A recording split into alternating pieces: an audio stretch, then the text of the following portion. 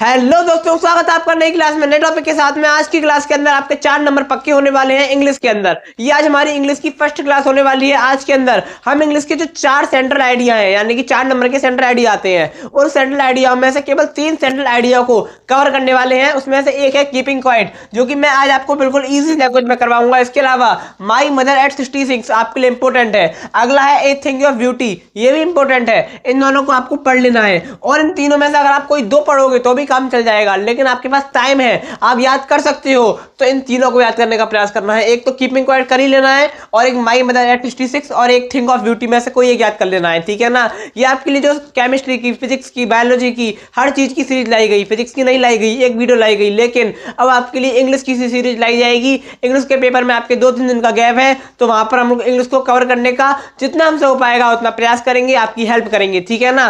तो आज हम लोग पढ़ते हैं कीपिंग क्वाइट। तो देखो, बिल्कुल आसान भाषा में समझेंगे। कीपिंग क्वाइट, क्वाइट माने शांत, यानी कि बिल्कुल शांति के ऊपर है कोई सेंट्रल आइडिया। अब देखो, जो सेंट्रल आइडिया होता है वो आपको कम से कम क्या कहते हैं, 4-5 लाइन का लिखना होता है, ज्यादा नहीं लिखना होता। बस पता चल जाना चाहिए कि पोएम के अंदर क्या बताया गया है। यही होता है सेंट्रल आइडिया, ठीक है ना। ज्यादा नहीं लिखना है, ज्यादा भरने के चक्कर में नहीं रहना है, ठीक है। तो देखो क्या है central idea. The poem keeping quiet is a very famous poem of Pablo Neruda, यानी कि कोई एक लेखक है, उनकी लिखी हुई एक फेमस पोएम है। जो राइटर का नाम है वो आपको जरूर लिखना है, चाहे माई मदर एट 66 के राइटर हो, चाहे एक थिंग ऑफ ब्यूटी के राइटर हो, आपको जरूर लिखना है राइटर का नाम, ठीक है।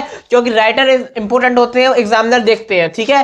तो it this poem the poet demand the poet जो है वो एक डिमांड करते हैं, यानी कि एक क्या कहते हैं, आपसे गुजारिश करते हैं, एक डिमांड करते हैं। क्या डिमांड करते हैं? नेसेसरी ऑफ कामनेस मेंस, यानी कि जो कामनेस है, यानी कि हमारी जो अनेकों इच्छाएं हैं, हमारी चीजें हैं, मतलब शांति नहीं है, यानी कि हमें शांति नहीं है। एक मिल जाती है कोई चीज तो दूसरी लेने की इच्छा होती है, यानी कि शांति नहीं है। कामनेस से है मैन एक्शंस, यानी कि जो मैंस के एक्शन है। हिज रश, जो भीड़भाड़ है। And Hari have already cost trouble, यानी कि बहुत सारी समस्याओं के चक्कर में मनुष्य पड़ जाता है। किस चीज के चक्कर में? भागा दौड़ भरी जिंदगी के चक्कर में। यानी कि अगर एक चीज पर पहुंच गए तो दूसरी चीज करनी है, तीसरी पर पहुंच गए तो चौथी चीज करनी है। यानी कि भाग दौड़ बहुत है, शांति नहीं है, बिल्कुल सोचना समझना नहीं है, बस अंधाधुंध लगे पड़ना है। इसी प्रकार से आप अगर अंधाधुंध लगे पड़े हो तैयारी में, कोई फायदा नहीं है। आपको चीजों को टारगेट करना पड़ेगा। आप पहले 2 मिनट बैठ के सोचो कि पेपर में क्या आएगा, क्या इंपॉर्टेंट है, क्या पढ़ना है, ये होती है, ठीक है ना। तो यहाँ पर ये चीज बताई गई है, ठीक है।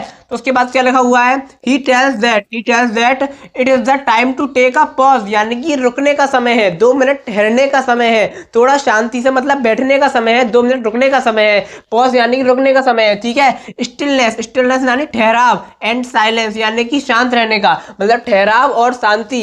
Will help man a creating a wonderful world, यानी कि अगर आपको एक वंडरफुल वर्ल्ड बनाना है, मतलब बहुत अच्छी दुनिया बनानी है, उसके लिए क्या करना होगा? थोड़ा ठहरना होगा, थोड़ा सा शांत होना, अपने आप को शांत रखना पड़ेगा, अपने आप को शांत करना पड़ेगा, अपने आप को थोड़ा ठहराना पड़ेगा, आपको 2 मिनट रुक के सोचना पड़ेगा। तो ये सब संसार जो है, दुनिया कैसी है, वंडरफुल बन पाएगी। इस प्रकार से इस पोएम में बताया गया है। So it is also a knowledgeable poem. तो इस प्रकार से ये जो पोएम है ये काफी नॉलेजेबल पोएम है। ये हमें सिखाती है जिंदगी में ठहराव जरूरी है, जिंदगी में शांति कितनी जरूरी है। तो आशा करता हूं कि आपको समझ में आ गया होगा। बहुत आसान है, ठीक है। कीपिंग क्वाइट जो पोएम है काफी आसान है, इजी है, और इजी वे में यहाँ पे मैंने आपको समझाने का प्रयास किया है, इजी वे में आपको समझाने का प्रयास किया है। तो आशा करता हूं कि आपको समझ में आ गया होगा। इसके अलावा माई मदर एट 66 और एक थिंग ऑफ ब्यूटी, ये आपके लिए इंपॉर्टेंट है, इसको आपको पढ़ लेना है। इसकी क्लास हो सकता है मैं आपको अगर दूं, अगर ना भी दूं तो आपको कहीं पर भी यूट्यूब पर सर्च करना सीखो। मेरे भाई यूट्यूब पर सर्च करना सीखो, सर्च करो, बहुत सारे सेंट्रल आइडिया आ जाएंगे। जो भी आपको आसान लगे वहां से पढ़ लो और नोट कर लो और याद कर लो, बहुत आसान है, ठीक है। तो आशा करता हूं कि आपको समझ में आ गया होगा। अब मैं आपको मिलूंगा इंग्लिश की एक और नई क्लास में नए टॉपिक के साथ में। तब तक के लिए जय हिंद, जय भारत।